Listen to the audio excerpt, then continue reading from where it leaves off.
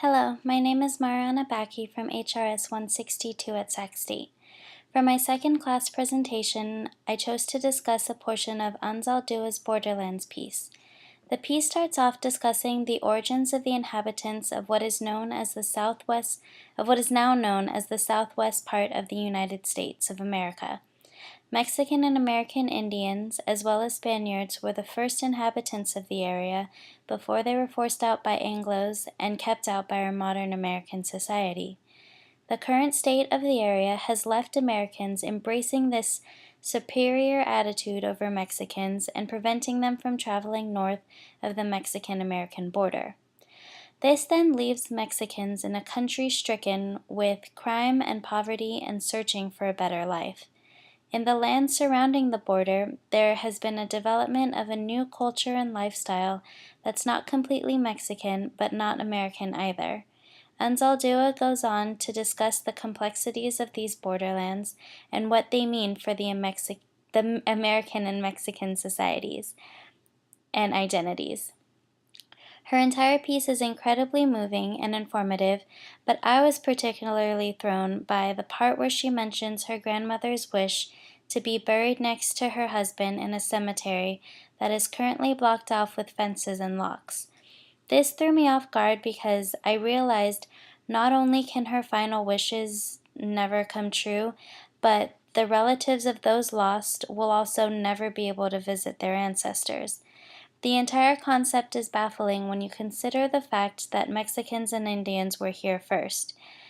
The evidence of their presence is right there with the grave sites in plain sight, and they're still denied some of the most basic human rights, such as the chance to mourn and have a connection to their past. All of the relatives that I have that have passed are buried in locations outside of California, but my father-in-law's final resting place is nearby and available for me to visit whenever I choose. Having that accessibility to those sites allows us to reflect on our ancestors and maintain a special connection to those individuals because the physical aspect of their presence is felt. I can pray and reflect on the past in any space at any time that I feel compelled to, but having that designated location to go to makes the act more real and special to me.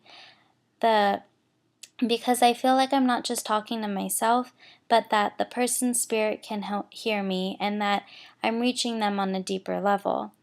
So I find it a different situation having gravesites that are far away because distances can be overcome. But being told that you're a trespasser on your own land is a pain that I would never be able to come back from. And being forbidden and, banned from being able to access the final resting places of people from my past is something that I feel like I have a right to because it's family and, it's a right that everybody should have. So this portion of the text just made me start to question a lot of things, like what makes it possible for us to own land and what happened to the good old-fashioned finders keepers. And, I get that land means power, but since when is artificial power more valuable than the family values and flesh and bones? That's what I took from Anzaldua's piece, the parts that really reached out to me. And yeah, I hope it hit you on a personal level too.